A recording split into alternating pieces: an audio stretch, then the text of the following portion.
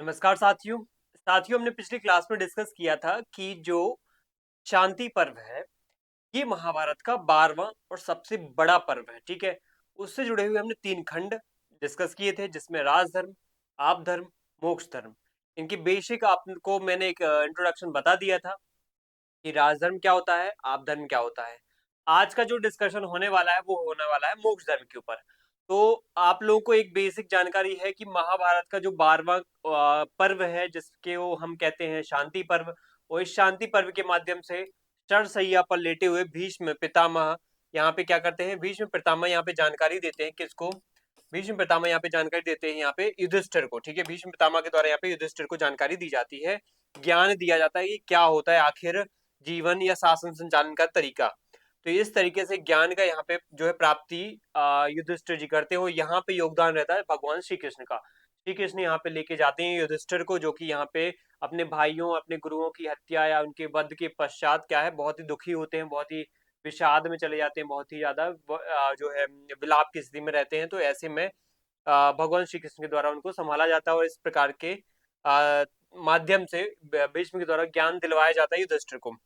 तो ये एक बहुत बड़ा स्टेप था जिस वजह से वापस से पांडव इस पूरे की पूरी राज संचालन में संलग्न होते हैं और फिर वापस से पूरे धर्म के अनुसार उस शासन को संचालित करते हैं। ठीक है, अब हमारे लिए जानना जरूरी है कि मोक्ष धर्म के अंतर्गत ये भीष्म जो है युधिष्ठिर को कौन सी बातें सिखाते हैं। सबसे पहले हमें जानना होगा कि आखिर ये मोक्ष धर्म है क्या। बेसिक बात है तो आप लोगों को पता है कि मोक्ष धर्म मतलब मोक्ष की तरफ ले जाने वाली बातें ऐसी इसमें सिखाई गई होगी, ठीक है? चलिए देखते हैं इसको डिटेल में और डिटेलिंग करते हैं इसके अंदर जाकर के गहराई में कि देखो मोक्ष में आखिर सिखाएंगे क्या ऐसा, मोक्ष धर्म में ऐसा उन्होंने क्या बताया। देखो मोक्ष धर्म में कुछ सैद्धांतिक बातें मैं बोलूंगा, उनके कीवर्ड्स आपको दिमाग में रखने हैं, ठीक है? हमें अंडरस्टैंडिंग सबकी है कि मोक्ष धर्म में क्या होता है, निवृत्ति की तरफ ले जाएंगे, लेकिन एक बेसिक कीवर्ड्स के बारे में हमें जो नॉलेज होना चाहिए वो हम बताएंगे यहाँ पे। तो सबसे पहली बात यहाँ पे कि तीसरा खंड है, ठीक है? किसका? शांति पर्व का तीसरा खंड है ये, ठीक है? किसका? शांति पर्व का, ठीक है? और इसको ही कहीं ना कहीं भीष्म जी ने यहाँ पे भीष्म ने ये कहा है कि यही सबसे महत्वपूर्ण है, यही क्या है, मोक्ष धर्म सबसे महत्वपूर्ण क्या हो जाता है, महत्वपूर्ण खंड हो जाता है, सबसे महत्वपूर्ण खंड हो जाता है। ये किसने कहा? ये कहा यहाँ पे भीष्म ने, किसको? मोक्ष धर्मानुशासन को। यहाँ पे वो कहते हैं कि जो आपके साथ यहाँ पे क्या है, अगर हम बात करें जो आप धर्म है, ठीक है, सॉरी राजधर्म है, जो हम पहले सबसे पहले क्या पढ़ के आए हैं, राजधर्म, ठीक है? राजधर्म हो क्या है, ठीक है? और दूसरा जिसमें हमने क्या है, शांति काल में, जो शांति काल में अपनाते हैं जो कर्तव्य वो उनको बोलते हैं राजधर्म। और दूसरा हम पढ़ के आए हैं यहाँ पे आप धर्म, जो कि हम किस में अपनाते हैं, संकट काल में। किसमें? संकट काल में। तो संकट काल में अपनाए जाने वाले धर्म आप धर्म और राजधर्म शांति काल में अपनाए जाने वाले धर्म है। इनकी स्थिति में हम जब काम करते हैं तो ये जो है ये धर्म होते हैं बाहरी दुनिया के। एक राजा बाहरी दुनिया को खुश करने के लिए, बाहरी दुनिया को अच्छे से संचालित करने के लिए कुछ कर्तव्य करता है। बाहरी दुनिया अपने आसपास के लोगों, अपनी प्रजा, अपने जो आसपास के सगे संबंधी हैं, दुश्मन हैं, दोस्त हैं, हर टाइप के लोगों को यहाँ पे चाहे कोई भी किसी प्रकार के हो, जो बाहरी स्वरूप है, उसके बाहर का स्वरूप है, उनको कोई ना कोई माध्यम से वो प्रभावित करता है। तो वो या तो राजधर्म के अंतर्गत करेगा या तो आपधर्म के अंतर्गत करेगा, शांति काल में करेगा या तो संकट काल में करेगा। युद्ध कर रहा है तो संकट काल में आपधर्म हो जाएगा, अगर शांति पूर्वक अपना शासन संचालन कर रहा है तो वो राजधर्म हो जाएगा। तो ये बाहरी दुनिया के क्या है, कार्यकलाप है, ये इतने महत्वपूर्ण नहीं है। अब यहाँ पे भीष्म जी ये कहते हैं कि आपके लिए सबसे जरूरी यहाँ पे क्या होता है, भीतरी दुनिया, और वो होती है मोक्ष धर्म के अंतर्गत। वो कहाँ होती है? मोक्ष धर्म के अंतर्गत, वो मिलेगी आपको मोक्ष धर्म के अंतर्गत। और ये होती है निवृत्ति मार्ग, ये निवृत्ति काल की। जब जीवन के निवृत्ति मोड़ पे हो, निवृत्ति के समय में हो, तब आपके लिए जरूरी हो जाता है मोक्ष धर्म के अनुसार काम करना। तो ऐसे में यहाँ पे आप एक पॉइंट याद रखो, ये होती है भीतरी दुनिया के कार्य, ठीक है? ये भीतरी दुनिया, अपने भीतर जो है आप अपने बदलाव करना चाहते हो, भीतरी दुनिया में कुछ ना कुछ विकास करना चाहते हो, तो इस मामले में आपको मोक्ष धर्म की आवश्यकता पड़ेगी। तो भीष्म यहाँ पे ये कहना चाहते हैं कि अगर दुनिया में बाहरी चीजों को आपको कहीं ना कहीं चीजों को चेंज करना है, बदलना है, संचालित करना है, तो आपको या तो राजधर्म के अनुसार करना पड़ेगा या तो आप धर्म के अनुसार। फिर शांति काल संकट काल का ये फ्रेगमेंटेशन आपको पता है। लेकिन अगर खुद के अंदर अगर बदलाव करना है, खुद के अंदर कोई चेंजेस करना है, खुद को अपलिफ्ट करना है, विकसित करना है, खुद को हमें निवृत्ति की तरफ ले जाना है, जीवन की एक ऐसी स्थिति जब हम क्या करते हैं, जब हम जीवन के हर एक चरण से गुजर जाते हैं और जीवन के बिल्कुल अंतिम पड़ाव पे होते हैं, अंतिम समय पर होते हैं, अंतिम जीवनचर्या पर होते हैं, तब हमारे लिए जरूरी होता है कि भीतरी स्थिति पर हम भीतरी दुनिया पर कार्य करें, अपनी मन की आत्मा की यहाँ पे सुने। तो उसके लिए मोक्ष या निवृत्ति मार्ग, निवृत्ति काल का यहाँ पे होना आवश्यक है। तो यहाँ पे ये ज्ञान दिया जाता है भीष्म जी के द्वारा, किसको? युधिष्ठिर को। अब आगे बढ़ते हैं, हमारे लिए क्या काम का हो जाएगा। ठीक है, हमने यहाँ पे पढ़ लिया है किस तरीके से ये जो है ज्ञान दिया जाता है राजधर्म को, इसको किस तरीके से मोक्ष से जोड़ा जाता है। ठीक है, मन, अंतरात्मा, भीतरी दुनिया, ये हमने डिस्कस कर लिया। अब जीवन का अंतिम लक्ष्य को लेकर के यहाँ पे क्या कहा है, देखो मोक्ष धर्म में जीवन का अंतिम लक्ष्य बोला है यहाँ पे। ठीक है, जीवन का अंतिम लक्ष्य में ये बोला है कि जैसे अगर भीष्म यहाँ पे एक बात बोलते हैं कि ये जो तीसरा खंड है, ये कहीं ना कहीं चार पुरुषार्थों में चौथा पुरुषार्थ की कहीं ना कहीं क्या करता है, चौथे पुरुषार्थ की समृद्धि में काम करता है। चार पुरुषार्थ आपने पढ़े होंगे, कौन कौन से चार पुरुषार्थ होते हैं? पहला आपको पता है धर्म होता है, ठीक है, धर्म होता है। दूसरा कौन होता है? धर्म होता है। दूसरा अर्थ होता है। तीसरा काम होता है। और चौथा कौन सा होता है? मोक्ष। ठीक, तो इसमें जो मोक्ष वाला है, ठीक है, हमें पता है यहाँ पे पहला धर्म है, दूसरा अर्थ है, और तीसरा काम है, और चौथा यहाँ पे मोक्ष है। तो जो मोक्ष वाला है यही सबसे इंपॉर्टेंट है, यही सबसे इंपॉर्टेंट है जीवन के लिए, क्योंकि इसी में क्या करता है एक व्यक्ति अपने आप का विकास करता है, खुद का विकास करता है। इसमें तो वो धर्म में क्या होता है, धर्म मतलब ये होता है कि कर्तव्य, कुछ सर्टेन ऐसे आपके कर्तव्य डिसाइड हो गए हैं। वो कर्तव्य आपको पता है, राजधर्म के कुछ कर्तव्य हैं, कुछ आप धर्म के कर्तव्य हैं। अर्थ मतलब यहाँ पे संसाधनों का कलेक्शन, संसाधनों के पीछे भागना, चाहे जमीन हो, चाहे धन हो, चाहे सोना चांदी हो, चाहे किसी भी प्रकार की किले हो, दुर्ग हो, महल हो, उनका विकास करना।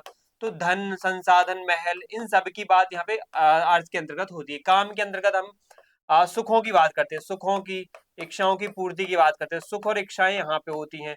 तो इसमें ही अगर कोई राजा संलिप्त रहेगा जीवन भर, धर्म में रहेगा, चाहे अब धर्म मतलब चाहे वो राजधर्म हमेशा निभाना चाहे या फिर आप धर्म निभाना चाहे, तो वो धर्म में ही आएगा। अर्थ में हमेशा पैसों की तरफ भागता रहे, संसाधनों की तरफ भागता रहे, हमेशा अपनी इच्छाओं, सुखों की तरफ भागता रहे, काम इच्छाओं को पूरा करने में लगा रहे, तो ऐसे में वो राजा क्या होगा, आसक्ति प्रवृत्ति वाला होगा, और वो एक अच्छा शासक नहीं कहलाएगा। बीच में कहते हैं एक समय आने पर उसको क्या करना चाहिए, समय आने पर मोक्ष की तरफ बढ़ना चाहिए, सब कुछ त्याग देना चाहिए। राजपाट को उसको क्या करना चाहिए, त्याग देना चाहिए, उसको अनासक्त जीवन जीना चाहिए। तो अनासक्ति के लिए क्या है, मोक्ष जरूरी है। ठीक है, अनासक्ति के लिए क्या है, मोक्ष जरूरी है। तब तक कि एक राजा जो है अच्छा राजा तब तक ही नहीं कहलाएगा, आदर्श राजा तब तक नहीं कहलाएगा जब तक कि वो अनासक्त नहीं हो जाता। तो राजा अगर हम कहें क्या है, राजा अगर आसक्त है, ठीक है, आसक्त है, क्या कहें, अगर आसक्त है राजा तो वो कैसा है? अगर राजा आसक्त है कई सारे चीजों को लेकर के, धर्म को लेकर के, मोह, अर्थ को लेकर के, काम को लेकर के, तो वो कैसा है, एक बुरा शासक सिद्ध होगा। ठीक है, एक बुरा शासक सिद्ध होगा। ठीक है, अगर मान लेते हैं यहाँ पे वही राजा, ठीक है, वही राजा यहाँ पे कैसा है, वही राजा यहाँ पे अनासक्त है, अनासक्त है कई सारी चीजों को लेकर के, वो मोक्ष की तरफ या निवृत्ति की तरफ बढ़ रहा है, निवृत्ति की तरफ बढ़ रहा है, मोक्ष की तरफ, तो वो कहलाएगा राजर्षि, राज ऋषि। ठीक है, ये बात आपको याद रखनी है यहाँ पे। इसी चीज को यहाँ पे जो है कौटिल्य आदर्श राजा बोलते हैं, यहाँ पे प्लेटो उसको फिलोसोफर किंग बोलते हैं। ठीक है, इस तरीके से बातें आपको पता होना चाहिए, ये शांति पर्व में भी बातें आई हैं। और यही राजर्षि जो होता है ना, प्रजारंजन में सफल तौर पे काम करता है, सफल तौर पे।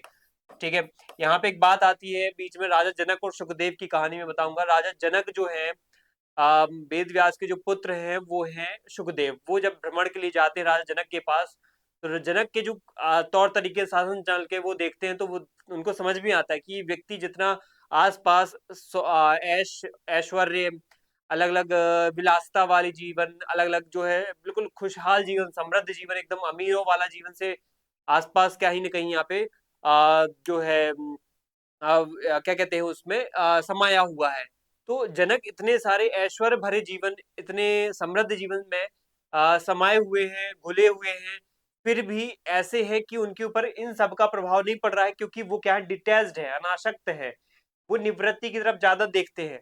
इसलिए उनको राजर्षि बोलेंगे। उनकी प्रजा भी इतनी सुखी है कि ज्यादातर यहाँ पे प्रजा के अंदर जो है एक ऐसा भाव रहता है कि उनके पिता ही उनके ऊपर से जो है शासन कर रहे हैं। तो ये आपको बात पता होना चाहिए। यही क्या होता है, तीसरे लक्ष्य यानी मोक्ष का अंतिम लक्ष्य होता है मोक्ष। इसलिए हमें मोक्ष धर्म का जो है पालन इसलिए करना चाहिए, ठीक है। ये हम देख चुके हैं जो चार धर्म है, इसमें पहले तीन धर्म जो है अस्थायी होते हैं, ये आपको बात पता होना चाहिए। और चौथा जो धर्म होता है वही कहीं ना कहीं स्थायी होता है, मोक्ष। ये बात भी आप लोग ऐड कर लेना, ये भी भीष्म पितामह जी ने कही थी, ठीक है। अब हम समझ गए हैं यहाँ पे कि एक प्रकार से बात हमारी सिद्ध हो ये हो गई है कि हाँ चलो बात समझ में आ गई कि मोक्ष इंपॉर्टेंट है और अस्थायी भी है। अब यहाँ पे मोक्ष धर्म को यहाँ पे दो कहेंगे कि दर्शनों से लिंक किया गया है। एक तो सांख्य दर्शन होता है, एक योग दर्शन होता है। अगर हम सांख्य दर्शन की बात करें, सांख्य दर्शन की, तो सांख्य दर्शन ये कहता है कि तो द्वैतवाद की बात करता है। आपको पता होगा सांख्य दर्शन किसकी बात करता है, द्वैतवाद की। द्वैतवाद में क्या होता है, एक होता है पुरुष, एक क्या होता है पुरुष जिसको क्या कहते हैं आत्मा भी कहते हैं, ठीक है। और एक होता है यहाँ पे जिसको कॉन्शियसनेस भी कहते हैं। और दूसरा होता है यहाँ पे क्या, प्रकृति। प्रकृति जिसको पदार्थ भी कहते हैं, पदार्थ, ठीक है। इसको आप चेतना भी बोल सकते हो और इसको आप पदार्थ, प्रकृति को यहाँ पे क्या बोल सकते हो, अपदार्थ को यहाँ पे आप जड़ भी बोल सकते हो, ठीक है। चेतना और जड़।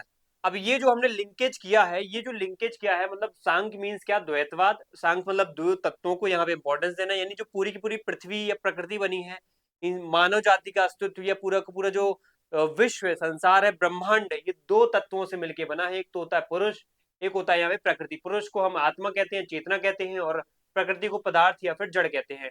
होता यह है कि एक व्यक्ति अपने जो है अस्तित्व को भूल जाता है, वो प्रकृति की चीजों यानी कि पदार्थ वाली चीजों को इंपॉर्टेंस देता है, उसी में घुल जाता है, ठीक है। अपनी क्या है बाहरी शरीर को यहाँ पे देखता है, बाहरी जो है अपने अंगों को देखता है, उसी को अपना मान करके बैठ जाता है कि यही शरीर मैं ही हूँ। जबकि ऐसा नहीं होना चाहिए। ये शरीर मैं नहीं हूँ, मैं अलग हूँ, मैं कुछ और हूँ, मैं शायद यहाँ पे आत्मा हूँ, मैं चेतना हूँ। मेरा जो अस्तित्व है वो स्थायी है, जबकि ये प्रकृति जो है ये अस्थायी है, ये बदलती रहती है। जैसे आपका शरीर, आपके शरीर पर जैसे वस्त्र हैं तो वो चेंज होते रहते हैं, बदलते रहते हैं दिन के अनुसार। तो वैसे ही प्रकृति, इसका पदार्थ, इसकी जड़ जो है स्थिति बदलती रहती है। लेकिन पुरुष जो है, आत्मा जो है वो क्या होती है, स्थायी होती है, वो चेतना होती है। चेतना हमेशा स्थायी होती है। तो एक व्यक्ति को हमेशा पुरुष की तरफ या फिर चेतना की तरफ यहाँ पे फोकस करना चाहिए, ध्यान देना चाहिए। ये यहाँ पे शांक दर्शन के माध्यम से यहाँ पे ये कहा जा रहा है कि आप मोक्ष के लिए क्या करो, अपनी आत्मा, अंतरात्मा पे फोकस करो, अपनी अंतरात्मा पे ध्यान दो। आपने एक कर्तव्य पूरा कर दिया जो अस्थाई था, मैं बता चुका हूँ। राजधर्म के अंतर्गत आपने अस्थाई चीजों को पूरा कर दिया, राजधर्म की आप धर्म के अंतर्गत आपने प्रकृति वाली अस्थाई चीजों को पूरा कर दिया। लेकिन अंतिम रूप से आपको आत्मा पे जाना पड़ेगा, जो कि आपका परम लक्ष्य है, परम उद्देश्य है। तो ये राजा के लिए अत्यंत आवश्यक हो जाता है। वही राजा अंतिम रूप से सफल साबित होता है, वही राजा अंतिम रूप से राजर्षि या आदर्श राजा साबित होता है, और उसका फिर राज्य जो होता है वो आदर्श राज्य में कन्वर्ट हो जाता है। ये कहा जाता है सांख्य योग के माध्यम से या सांख्य दर्शन के माध्यम से। अब योग दर्शन के माध्यम से यहाँ पे, अच्छा जैसे यहाँ पे सांख्य दर्शन को लेकर के एक बात आपको अच्छे से पता होनी चाहिए, वही जनक और सुखदेव की कहानी। राजा जनक और सुखदेव, ठीक है, राजा जनक और सुखदेव की यहाँ पे कहानी को लेकर के मैं इसको सिद्ध भी कर दूंगा यहाँ पे, कि सुखदेव यहाँ पे देखते हैं कि कैसे राजा जनक इस पूरे के पूरे राजा संचालन में, जो मिथिला का राज्य है, उस राज्य के संचालन में पूरे ऐश्वर्य से, सुखों से, आसपास की विलासिता भरे जीवन से घिरे हुए हैं। लेकिन फिर भी वो आसपास अस्थायी चीजों से घिरे हुए हैं। वो कौन सी चीजें हैं, अस्थायी चीजें, चाहे वो विलासिता की हो, चाहे धन हो, सुख हो, चाहे किसी भी टाइप की कर्तव्य हो, राजधर्म कर्तव्य हो, चाहे अपधर्म कर्तव्य हो, वो सब के सब यहाँ पे क्या हो जाएंगे, वो सब के सब यहाँ पे क्या हो जाएंगे, वो सब के सब यहाँ पे अस्थायी हो जाएंगे। लेकिन अंतिम रूप से सुखदेव देखते हैं कि वो इन सबसे घिरे होने के बावजूद भी निष्प्रभावी हैं, कहीं ना कहीं यहाँ पे क्या है, तटस्थ है, निष्पक्ष है, और वो अंतिम रूप से आत्मा भरे या आत्मा की उन्नति, आत्मा के विकास पे ध्यान देते हैं, ठीक है। तो इस बात को आप याद रखो, इस बात को आप यहाँ पे समझो। हमारे लिए जरूरी ये हो जाता है कि यहाँ पे शांक दर्शन के माध्यम से यहाँ पे क्या समझाया गया है, द्वैतवाद को समझाया गया है। द्वैतवाद में प्रकृति के महत्व को थोड़ा सा कम बताया है, पुरुष या चेतना या आत्मा के महत्व को ज्यादा बताया है। इसके बाद जो अगला पॉइंट है वो है योग क्रिया। योग क्रिया के बारे में ये कहते हैं कि ज्ञान को अनुभव में लाने के लिए ध्यान भी जरूरी है, योग करना जरूरी है, और आपको मन जो है उस पर नियंत्रण लगाना जरूरी हो जाता है। अगर मन पे नियंत्रण नहीं होगा तो मन ही बंधन का कारण बन जाएगा और मन ही मुक्ति का आपका कारण भी बनता है। अगर मन को नियंत्रित कर लिया तो मन आपको मुक्ति दिला देगा, और मन पे नियंत्रण नहीं किया, बंधन में चले गए, तो मन ये कहीं ना कहीं आपको क्या करेगा, आपको जो है बर्बाद भी कर देगा, आपको बंधन में बांध डालेगा। तो इस तरीके से क्या होती हैं चीजें आगे बढ़ती हैं। अब हमारे लिए आगे बढ़ना जरूरी हो जाता है वो है उदाहरण और कथाओं के माध्यम से चीजों को समझना। चलो हम अब कथाएं वो जो है डिफरेंट तरीके से वो बता देते हैं। अंधे कुएं में लटके आदमी की कथा। एक्चुअल में होता क्या है, एक कुआं रहता है, ठीक है, ठीक है, एक कुआं रहता है, एक सूखा कुआं रहता है, ठीक है। अब सूखे कुएं में क्या होता है कि जनरली एक जो है जंगल में एक व्यक्ति भटकता रहता है, और भटकते भटकते वहां पे एक उसको शेर दिखाई देता है, भूखा शेर। वो भूखा शेर उसके पीछे भागता है, और भागते भागते उस व्यक्ति की नजर पड़ती है सामने कुएं की तरफ। वो समझ जाता है कि एकदम से मैं पेड़ पे तो चढ़ नहीं पाऊंगा, मैं एक काम करता हूँ कुएं में छलांग लगा देता हूँ। तो वो सूखा कुआं में छलांग लगा देता है, लेकिन जैसे तैसे वो छलांग लगाने ही वाला होता है, उसके हाथ में एक कहीं ना कहीं लता आ जाती है, पेड़ की कोई लता या जो है डाली टाइप की आ जाती है, तो उसको वो पकड़ लेता है, जिससे वो सूखे कुएं में गिरने से बच भी जाता है। अब लटका हुआ है ऊपर, वो कुएं के ऊपर देख रहा है, तो शेर, भूखा शेर उसको काल की तरह देख रहा है, ठीक है। तो सूखे कुएं में लटका हुआ आदमी, अब समझना यहाँ पे कि सूखे कुएं में लटका हुआ आदमी कैसा है, ठीक है। सूखे कुएं में लटका आदमी कैसा है यहाँ पे, ठीक है, अपना जीवन जी रहा है। उसके सामने जो शेर है, वो शेर उसके सामने जो है वो काल के समान खड़ा हुआ है, ठीक है। नीचे, अब सूखा कुआं होता है जनरली, उसमें सांप बिच्छू ये सब छोटे छोटे कीड़े कीड़े मकोड़े आ जाते हैं, तो नीचे नीचे क्या है, सांप वगैरह भी है। सांप है तो वो उसके लिए क्या है, मृत्यु के समान है, ठीक है। अब बगल में ही उसने देखा, जिस डाली को उसने, जिस डाल को, जिस लता को उसने पकड़ रखा है अपने जीवन के बचाने के लिए, वो लता, लता मतलब वो जो डाली टाइप की है, वो उसको चूहे कुतर रहे हैं। कौन कुतर रहा है, चूहे कुतर रहे हैं। तो यहाँ पे हमारे जो भीष्म पितामह जी हैं वो ये समझाने की कोशिश करते हैं कि देखो, जब सूखे कुएं में एक व्यक्ति छलांग लगा देता, पीछे से कौन आ रहा था उसके, काल उसका आ रहा था, वो था कौन, शेर, भूखा शेर। ये काल भी मृत्यु का कारण है, अगर इससे नहीं बचे तो आपको यहाँ पे वो क्या है, शेर खा जाएगा, ठीक है, समझ में आई बात। ये काल आपकी क्या है, ये मौत है, ठीक है। अगर आप कुएं में नहीं कूदते तो ये खा जाता। सांप, देखो कुएं में बैठे हुए हैं, अगर आपने लताओं को नहीं पकड़े होते तो सांप भी आपको जहर डस लेते, तो आपकी वो भी मौत है, ठीक है। चूहे कुतर रहे हैं उस लता को, तो अगर वो कुतर देंगे और टाइम टू टाइम यहाँ पे जो है टाइम जैसे जैसे निकलता जाएगा, धीरे धीरे वो कुतरते जाएंगे, तो डाल टूट जाएगी, लता टूट जाएगी, फिर भी आपकी क्या है, यहाँ पे मौत तय है। तो एक बात समझ में आई यहाँ पे, चाहे शेर हो, चाहे सांप हो, चाहे लता हो, इंसान का मरना तय है। तो दुनिया का परम जो सत्य है वो मौत है। तो अल्टीमेट हमें एक बात समझ में ये आई कि मौत होना तय है। चाहे वो व्यक्ति बाहर निकले तो शेर खा जाएगा, नीचे कूदे तो सांप जहर उसको डस लेंगे, चूहे लटका भी रहे परमानेंट तो चूहे उस डाल को कुतर देंगे, लता को कुतर देंगे, तो भी नीचे गिरना तय है उसका। तो मौत से बचना देखो आपका संभव नहीं है, मौत तो आनी ही है। ऐसे में क्या जरूरी है, ऐसे में वो व्यक्ति क्या कर रहा है, अब देखना। भीष्म कहते हैं वो व्यक्ति फिर भी बेवकूफों की तरह, उसने देखा कि बगल में एक मधुमक्खी का छत्ता है, मधुमक्खी का छत्ता है यहाँ पे, और मधुमक्खी के छत्ते से रस टपक रहा है, ठीक है, शहद टपक रहा है, मधुमक्खी के छत्ते से शहद गिर रहा है, और शहद जो टपक रहा है उसको वो चाटने में लगा हुआ है, साइड में ऐसे कोशिश करता है, वैसे चाटने की कोशिश करता है, ठीक है। तो ये कहीं ना कहीं दिखाता है कि मनुष्य जो है इतनी विपरीत परिस्थितियों से घिरा भी है, मनुष्य इतनी विकट परिस्थितियों से घिरा है, इतनी विकट सिचुएशन से घिरा होने के बावजूद फिर भी सुखों की तरफ भागता है। सुख मतलब जैसे शहद टपक रहा है, उसको ये परवाह नहीं कि मैं अगर नीचे गिर गया तो मरने वाला हूं, ऊपर जाऊंगा तो मरने वाला हूँ, चूहे कुतर ही रहे वैसे भी तो भी मरने वाला हूँ। तो उसको परवाह इसकी नहीं है, उसको परवाह बस इतनी है कि साइड में शहद टपक रहा है, मैं क्यों ना इसका मजा ले लूं, उसके बाद देखता हूँ जो होना है। तो उसके बाद और वही है कि अपने सही टाइम पे स्टेप नहीं उठाया, आपने सही जो है यहाँ पे क्या है, स्टेप नहीं उठाया, कदम नहीं उठाया, तो आपका मरना तय है, और आप कहीं ना कहीं काल के गाल में चले जाओगे, काल के जो है कुएं में गिर जाओगे। बिल्कुल इस तरीके से यहाँ पे अगर एक व्यक्ति सुखों की विलासता भरी जीवन में बिल्कुल अपने आप को संलिप्त कर लेगा तो उसका मरना और जल्दी तय है। अब बीच में यहाँ पे कहते हैं कि जो काल है ये आपके लिए एक प्रकार से क्या है, काल चक्र के समान है, समय के समान है, ठीक है। यहाँ पे आप तुलना करो, ये चीज आपके लिए मैटर करती है। शेर वो समय है आपका, ठीक है। सांप जो क्या है, ये सांप क्या है, सांप आपकी मृत्यु है, ये सांप आपकी जो है यम है। जो सांप है वो क्या है, यमराज है, एक ना एक दिन तो आना ही है उनको, ठीक है। और जो चूहे हैं वो दिन और रात है, चूहे क्या है, दिन और रात, ठीक है। तो यहाँ पे सांप को हम यहाँ पे यम से भी कनेक्ट कर सकते हैं, या फिर एक और पॉइंट है वो है उम्र, ठीक है। उम्र से भी कनेक्ट कर सकते हैं। जैसे अगर आपने शेर को देखा है तो शेर एक क्या है, काल है, ठीक है। काल को आप एक ना एक दिन आपको खा ही जाएगा, ठीक है, अगर आपने उसका सामना किया तो। सांप क्या है, ये आपकी उम्र को प्रदर्शित कर रहे हैं कि समय के साथ साथ यहाँ पे क्या हो रहा है, आप यहाँ पे ढल रहे हो।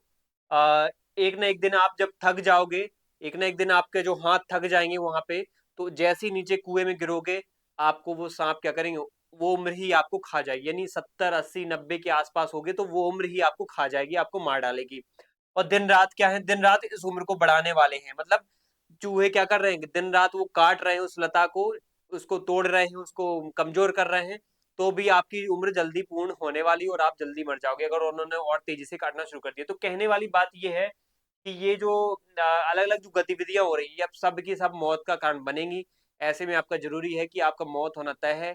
इसी जीवन में कुछ ऐसा कर लो जिससे आपकी मौत का जो है विशुद्ध रूप से कुछ अलग परिणाम निकले, कुछ डिफरेंट परिणाम निकले। वो है, यहाँ पे आप मूर्खता ना करो कि मधुमक्खी के छत्ते से गिरता हुआ रस को कुछ समय के सुख में भोगने में लग जाओ, और जो अपना सही समय हो उसको व्यतीत कर दो सुख भोगने में, रस या शहद को चूसने में, शहद का स्वाद जो है लेने में।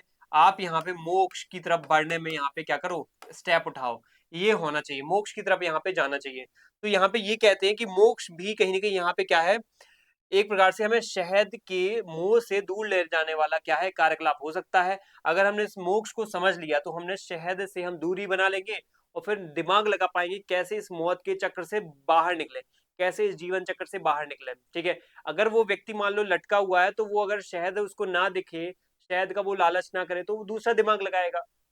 क्या दिमाग लगाएगा, कैसे मैं इसमें निकलूं, इस कुएं से निकलूं, शेर से भी बच जाऊं, सांप से भी बच जाऊं, और इसमें कुएं में गिरने से भी बच जाऊं, तभी तो वो दिमाग लगा पाएगा। लेकिन अब शहद के चक्कर में फंसा हुआ तो दिमाग नहीं लगा पाएगा। तो ये बात आपको पता होना चाहिए। तो कहानी हमने समझ ली, लेकिन अल्टीमेट हमारे लिए मूर्खता वाला जो यहाँ पे काम है वो है शहद।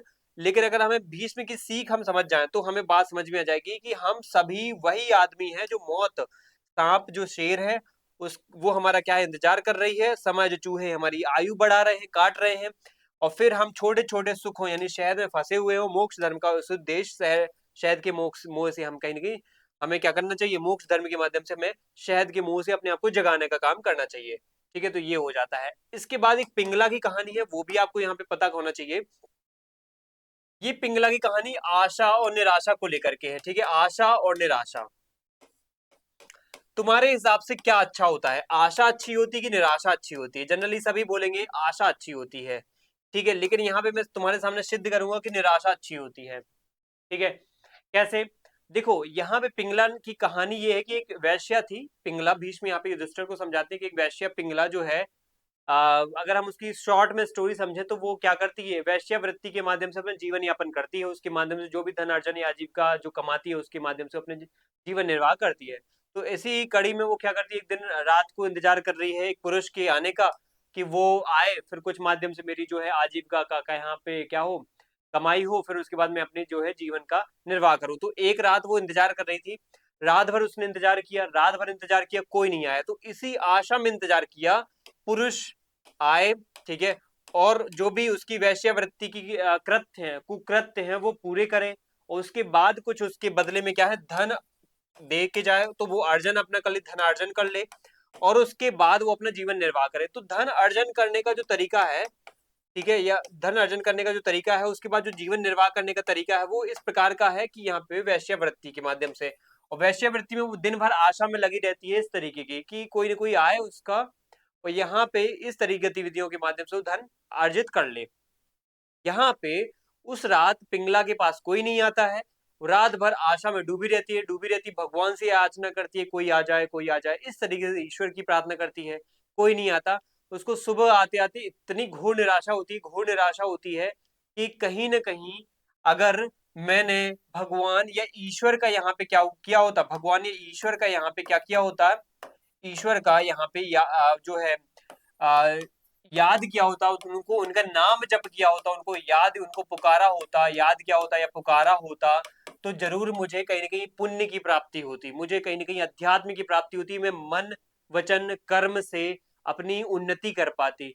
लेकिन मैंने किसको यहाँ पे याद किया, किसकी आशा की, एक पुरुष की आशा की जो कुकृत्य से कहीं ना कहीं परिपूर्ण होगा, ऐसे पुरुष की आशा की, और जो कहीं ना कहीं उसको ज्यादा धन दे जाएगा। तो इस तरीके से बुरे व्यक्ति की आशा करने की बजाय मैं पूरी तरीके से निराश भी पड़ी रहूं तो वो ज्यादा बेटर है, जिससे मैं ईश्वर को याद कर पाऊंगी।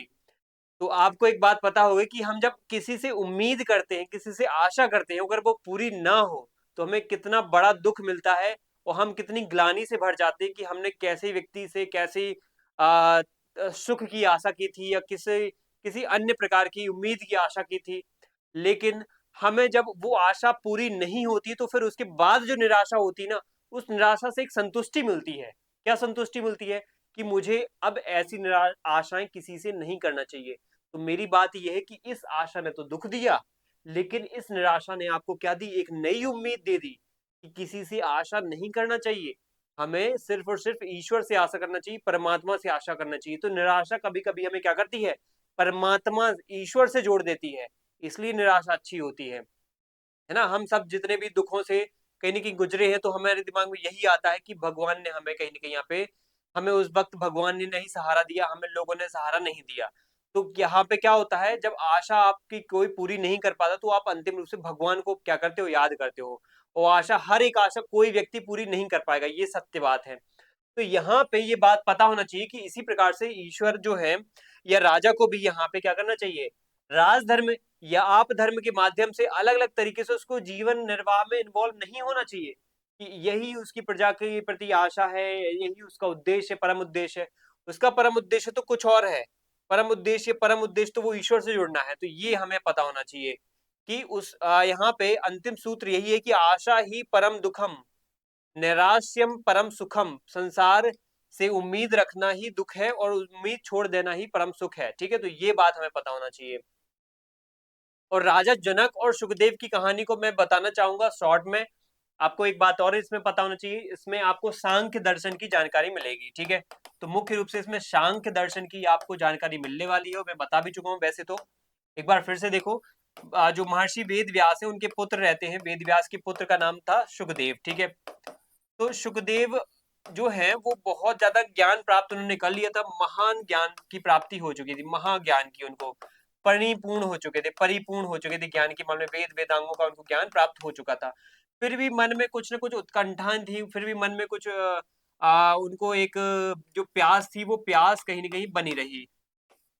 जो स्थायित्व था, स्थायी जीवन था, स्थायी जीवन नहीं था उनका।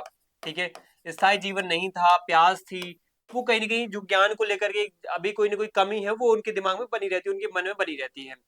तो यहाँ पे उनके जो पिता हैं वेद व्यास जी, वो उनको भेजते हैं किसके पास, राजा जनक के पास। वो कहते हैं कि राजा जनक के पास जाइए, उनसे कुछ सीख मिलेगी आपको। तो यहाँ पे सुखदेव सोचते हैं कि राजा जनक जो कि ऐश्वर्य, जो कि आसपास के पूरे विलासिता भरे जीवन से पूरा घिरा हुआ है, परिपूर्ण है, वो हमें क्या ज्ञान दे पाएगा। तो ऐसे में वो थोड़ा सोचते हैं, लेकिन कहीं ना कहीं अपने पिता के ऊपर भरोसा करके, वेद व्यास के ऊपर भरोसा करके सुखदेव किसके पास चले जाते हैं, यहाँ पे राजा जनक के पास चले जाते हैं। ठीक है, और राजा जनक के पास जाते हैं, और राजा जनक को यहाँ पे पहले सूचित कर दिया जाता है, तो राजा जनक भी समझते हैं कि सुखदेव भी हमारी परीक्षा ले सकते हैं। तो इसके पहले ही सुखदेव की वो परीक्षा ले लेते हैं। 3 तरीकों से परीक्षा लेते हैं।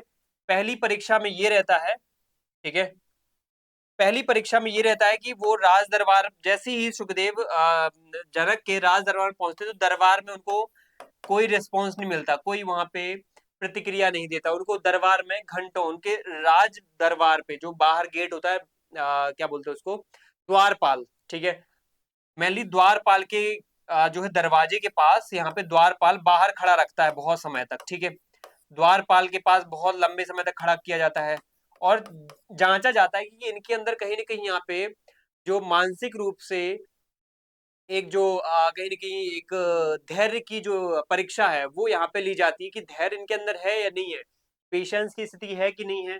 तो राजा जनक यहाँ पे चेक करते हैं, द्वारपाल के पास यहाँ पे खड़ा रखते हैं लंबे समय तक, घंटों, दिनों तक, यहाँ तक कि कई हफ्ते बीत जाते, कई महीने बीत जाते, तब तक उनसे नहीं मिलते हैं। लंबे समय तक वेट कराते हैं इनको, किसको?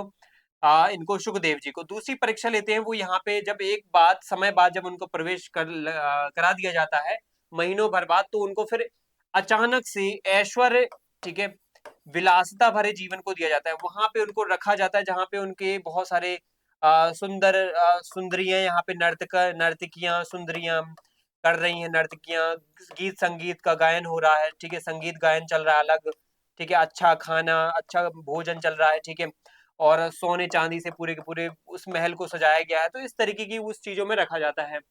तो ये भी उनका परखा जाता है कि यहाँ पे धैर्य की परीक्षा हो गई, अब यहाँ पे उनकी इच्छाओं की, उनकी जो है भूख की परीक्षा, या फिर उनके अंदर काम वासना की परीक्षा यहाँ पे की जा रही है, उनके विवेक को यहाँ पे परखा जा रहा है, तो इसको भी परखा जाता है। तीसरी यहाँ पे जो है परीक्षा होती है, वो है उनको एक राजा जनक के द्वारा यहाँ पे पात्र दिया जाता है, एक कटोरा दिया जाता है, उसमें पूरा वो कहीं ना कहीं तेल से भर दिया जाता है, वो तेल उसमें भरा होता है, और तेल उसमें बिल्कुल भी जगह नहीं रहती है कुछ और उसमें डालने की, फुल पूरा भरा होता है, वो उसको दे दिया जाता है, सुखदेव जी को दे दिया जाता है राजा जनक के द्वारा, और कहा जाता है कि आपको पूरे मिथिला प्रदेश में घूमना है, बाजारों में घूमना है, और इसकी एक भी बूंद अगर गिरेगी तो ये जो आपका ये उद्देश्य है हमारा, इस क्रियाकलापों करने का उद्देश्य, वो परिपूर्ण नहीं होगा। और कहीं ना कहीं यहाँ पे इस तरीके से आपको यहाँ पे क्या करना है, पूरे बाजार को घूम के आना है, और इसी पे पूरा क्या करना है, इस पे ध्यान, इस पे आपको ये भी ध्यान देना है कि इसका तेल नहीं गिरना चाहिए। तो इस तरीके की बातें बोल करके उनको देते हैं, और राजा जनक यहाँ पे ये परीक्षा भी लेते हैं। जब सुखदेव पूरे बाजार को घूम के करके वापस आते हैं, और फिर बताते हैं कि उनके पात्र से एक बूंद भी यहाँ पे तेल नहीं गिरा है, तो यहाँ पे राजा जनक बोलते हैं कि हाँ, अब आपकी परीक्षा पूर्ण हुई। कैसे पूर्ण हुई? कि द्वारपाल ने जब आपको लंबे समय तक खड़ा रखा था, तो आपकी धैर्य की परीक्षा पूर्ण हुई। जब आपको यहाँ पे इस प्रकार से ऐश्वर्य भरे जीवन से घेर करके यहाँ पे रखा गया कई महीनों तक, तो उससे आपकी जो है धैर्य के साथ साथ आपकी कामेक्षा, आपके विवेक की परीक्षा हो गई। और यहाँ पे तेल के पात्र को देकर के आपको इतना बड़े राज्य में घुमाया गया, भ्रमण करवाया गया, उसके बाद एक भी बूंद ने उस पात्र से नहीं गिरी, तो यहाँ पे आपकी परीक्षा पूर्ण हुई। अंतिम रूप से जनक पूछते हैं कि ऐसा कैसे आपने कर लिया कि एक भी बूंद यहाँ पे नहीं गिरती, और मार्केट पूरे पूरे बाजार में आप घूम के आते हो, जहाँ इतने भीड़ भाड़ होती है, इतनी अलग अलग चीजें मिलती हैं, इतने अलग अलग लोग होते हैं, किसी न किसी के ऊपर नजर तो पड़ ही सकती है, ऐसे में किसी का धक्का भी लग सकता है, और कुछ ना कुछ यहाँ पे तेल गिर सकता है, लेकिन फिर भी एक भी बूंद नहीं गिरी है। तो यहाँ पे सुखदेव कहते हैं कि मेरा पूरा ध्यान बाजार पे नहीं था, पूरा का पूरा उसका पात्र पे ही था, इस मैं उसी को देख रहा था, हमेशा कहीं पे भी चल रहा था, बस ये देख रहा था कि रास्ता खाली, उसी पे ही देख के चल रहा था। तो यहाँ पे राजा जनक ने कहा कि बिल्कुल आपने यहाँ पे धैर्य, अपनी कामिक्षा, वासना, और साथ में केंद्रित रहना, अपनी दिशा में केंद्रित रहने की जो परीक्षा है उसको पूर्ण कर लिया है। आप यहाँ पे जो ज्ञान को है पराकाष्ठा पर जाने के योग्य हो, या फिर पराकाष्ठा पर जा रहे हो। तो ये जो है, ये इस तरीके से उन्होंने ये बताया है कि कैसे एक व्यक्ति जो है आस पास की चीजें जो चल रही हैं, ठीक है, आस पास, चाहे वो यहाँ पे द्वारपाल के द्वारा इतने लंबे समय तक खड़ा किया गया है, चाहे आसपास जो यहाँ पे सुंदर नर्तकियां नृत्य कर रही हैं, संगीत हो रहा है, सोना, अच्छा खाना पीना रखा हुआ है, अच्छा, फिर यहाँ पे मार्केट में घूमा जा रहा है, इतनी अलग अलग वस्तुएं रखी हैं। इंसान जब इन चीजों पर ध्यान न देकर के अपने सिर्फ और सिर्फ एक ही विषय पर, एक ही वस्तु पर, या एक ही उद्देश्य पर ध्यान देता है, तो उसके ऊपर बाहरी प्रभाव जो है ना, बिल्कुल जीरो हो जाते हैं, शून्य हो जाते हैं, और वो हमेशा मोक्ष की तरफ बढ़ता है, निवृत्ति की तरफ बढ़ता है। तो उसी प्रकार से सांख्य में यही तो कहा जाता है, कि सांख्य के अंतर्गत यही कहा जाता है कि एक व्यक्ति के अंदर जो प्रकृति वाला भाव होता है, और एक जो पुरुष वाला भाव होता है, पुरुष वाला जिसको हम आत्मा कहते हैं, अगर वो हमेशा आत्मा को ध्यान रखे, तो वो हमेशा किसकी तरफ जाएगा? मोक्ष की तरफ जाएगा। लेकिन अगर वो प्रकृति में कहीं ना कहीं अलग अलग पदार्थों की तरफ घिर जाए, अलग अलग तत्वों, इच्छाओं की तरफ घिर जाए, तो वो कहीं ना कहीं यहाँ पे क्या होगा, प्रकृति के इस लुभावने माहौल में घिर जाएगा, और अपने लक्ष्य की तरफ नहीं बढ़ पाएगा। तो समय के साथ साथ आप प्रकृति से जुड़ो, लेकिन उसको पूरा का पूरा क्या है, देखो घिरे, देखो हम चारों ओर से घिरे हुए हैं प्रकृति से। जैसे सुखदेव भी उस माहौल से घिर गए थे, चाहे ऐश्वर्य वाले माहौल हो, चाहे बाजार वाले माहौल हो, ठीक है, लेकिन उनके ऊपर प्रभाव ना के बराबर पड़ा या शून्य पड़ा। तो यही दिखाता है कि वो यहाँ पे कैसे एक महान सन्यासी है, कि उन्होंने यहाँ पे सिद्ध कर दिया कि हाँ, वो निष्पक्ष है, वो तटस्थ है। तो यही बात यहाँ पे राज जनक को भी यहाँ पे उन्होंने भी संतुष्ट तरीके से यहाँ पे सुखदेव जी को बताया कि यही एक राजा का भी परम कर्तव्य होता है कि इन सब चीजों के होने के बावजूद भी मैं विलासता भरा जीवन नहीं जीता हूँ। मेरा जो उद्देश्य है वो परम उद्देश्य है, जनता की सेवा करने के पश्चात मोक्ष की तरफ जाना, जो मेरी आत्मा है, जो मेरी आध्यात्मिकता है उसकी तरफ जाना। तो ये इन्होंने कहानी के माध्यम से बताया, समझाया, और यहाँ पे हमें सीख ये मिलती है कि दुनिया में कहीं पे भी रहो आप, महल में रहो या राजनीति करो, या लेकिन अंदर से ऐसे रहो कि किसी भी चीज की खोने का गम ना हो, और जीवन मुक्त अवस्था ये कहलाती है। ठीक है, ये है। और सांख्य और ज्ञान का हम समझ चुके हैं कि पुरुष और प्रकृति होती है। पुरुष होता है एक प्रकार से आत्मा, और प्रकृति होती है बाहरी पदार्थ। ठीक है, सांख्य कहता है कि पुरुष जो चेतना है यानी आत्मा है, कुछ नहीं करता, वह केवल देखता है, सारे कार्य प्रकृति, शरीर और मन करता है। ठीक है, अब हमारे लिए इंपॉर्टेंट क्या होता है? हमारे लिए इंपॉर्टेंट होता है, सुखदेव को जब समझ में आया कि ज्ञान का अर्थ जंगल भागना नहीं होता है, संन्यास। जैसे सुखदेव को ये लगता था कि राज्य के अंदर जो जनक जैसे लोग हैं ज्ञान कभी प्राप्त नहीं कर सकते हैं, क्योंकि ये तो विलासता भरे जीवन से घिरे हुए हैं, ये तो गृहस्थ में घिरे हुए हैं। उनका ये मानना था कि जंगल में जाकर के संन्यास लेकर ही ज्ञान प्राप्त किया जा सकता है। तो जब ये परीक्षा ली जाती है तो वो समझ जाते हैं कि ज्ञान का अर्थ जंगल भागना नहीं होता है, संन्यास ग्रहण करना नहीं होता है, बल्कि ये समझ गए कि मैं शरीर नहीं हूं, मैं शुद्ध आत्मा हूं, मैं शुद्ध पुरुष हूं। मुझे, मैं चाहे कहीं पे भी रहूं, चाहे यहाँ इस गृहस्थ जीवन में रहूं या जंगल में रहूं, मेरी अंदर आत्मा, मेरे अंदर के पुरुष को बदलना जरूरी है, चाहे मैं किसी भी क्षेत्र में निवास करूं।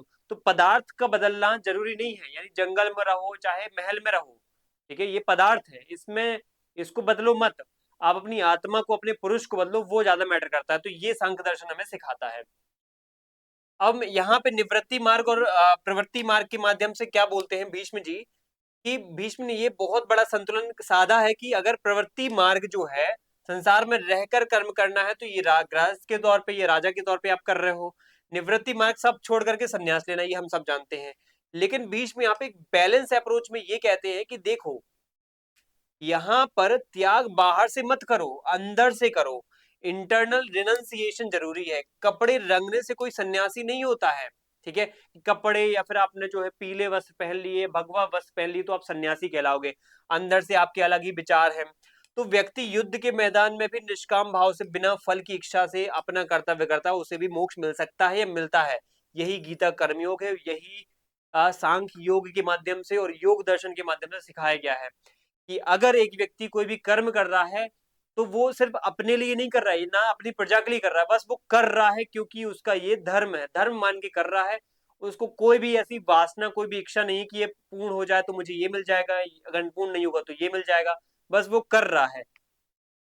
उसके पॉजिटिव निगेटिव जब वो भूल जाता है और फिर वो काम को करता है, तो यहाँ पे ये निष्काम भावना यहाँ पे उसके अंदर होती है।